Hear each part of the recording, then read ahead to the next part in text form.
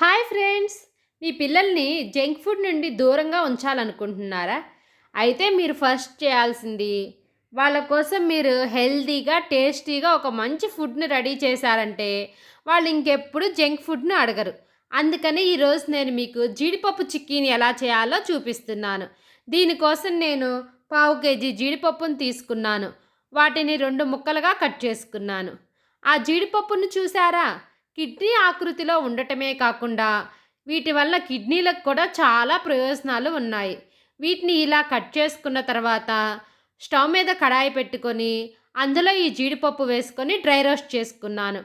Dry roast చేసుకోవటం అనేది optional, మీ ఇష్టం. డైరెక్ట్గానైనా మనం చిక్కీని పట్టుకోవచ్చు. చూసారా ఎంత మంచిగా వేగినాయో? వీటిని నేను ఒక గిన్నెలో పోసుకున్నాను. గిన్నెకి సమానంగా వచ్చినాయి. ఇదే గిన్నెతో నేను ముప్పావు గిన్నె బెల్లం తురుము తీసుకున్నాను. మీరు ఇక్కడ గిన్నెకు బదులుగా ఒక కప్పును ఉపయోగించుకోండి.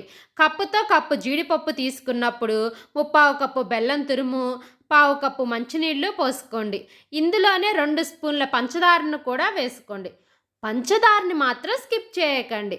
పంచదార వల్లే మన పప్పు చెక్క, అయ్యో సారీ అండి, మన జీడిపప్పు చిక్కీ టేస్టీగా, క్రిస్పీగా బాగుంటుంది. ఆ బెల్లం తురుముని స్టవ్ మీద పెట్టుకొని కరగబెట్టుకుందాము. కరిగిన తర్వాత వడగట్టుకుందాము. ఎందుకంటే బెల్లంలో నలకలు ఉంటాయి. మనం హెల్తీగా చేసుకుందాం అనుకున్నాం కదా. తర్వాత అదే కడాయిలో ఈ బెల్లం నీళ్లను పోసుకొని పాకానికి సిద్ధంగా పెట్టుకుందాము. ఒక పక్క పాకం రెడీ అవుతూ ఉండిద్ది. మరో పక్క మనం ఒక ఫ్లాట్గా ఉన్న బండను కానీ ప్లేటును కానీ తీసుకొని దానికి నెయ్యిని అప్లై చేసుకుందాము. ఎందుకంటే నెయ్యి వేయటం వల్ల జీడిపప్పు చిక్కి కింద అంటుకోకుండా మంచిగా వస్తుంది. చూసారా పాకం రెడీ అయిపోయింది? చూస్తే తెలిసిద్దా పాకం రెడీ అయిందని? చెప్పండి. లేదండి.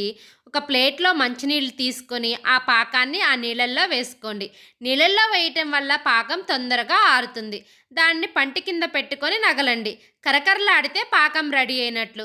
పళ్ళకి అతుక్కుంటే మరి ఒక 2 నిమిషాలు పెట్టుకోండి. ఇలాంటి టైంలో స్టవ్ని సిమ్లో పెట్టుకొని మన జీడిపప్పుని పోసుకోండి. జీడిపప్పుకి బెల్లం పాకం అయ్యేటట్లు ఈవెన్గా మంచిగా కలుపుకోండి. తొందర ఏమీ లేదు, హడావిడి పడకండి. స్టవ్ని సిమ్లో పెడితే చాలు. మనం ఎంతసేపు తిప్పుకున్నా మన పాకం ఎక్కడికి పోదు. బాగా కలుపుకున్న తర్వాత దీన్ని మనం నెయ్యి అప్లై చేసామే దాని మీద వేసుకోండి. ఇప్పుడు పూరీల కర్ర తీసుకొని పల్సగా ఒకే పప్పు వరుసలో మన జీడిపప్పు చిక్కీని చేసుకోండి. ఇప్పుడు మన జీడిపప్పు చిక్కీ రెడీ. అందరూ అనుకుంటారు మాంసంలో ఎక్కువ ప్రోటీన్స్ ఉంటాయి అని. కాదండి, మాంసంలో కంటే జీడిపప్పులోనే ఎక్కువ ప్రోటీన్స్ ఉంటాయి. మీకు ఈ జీడిపప్పు చిక్కీ నచ్చితే నా ఛానల్ని సబ్స్క్రైబ్ చేసుకోండి. Bye friends.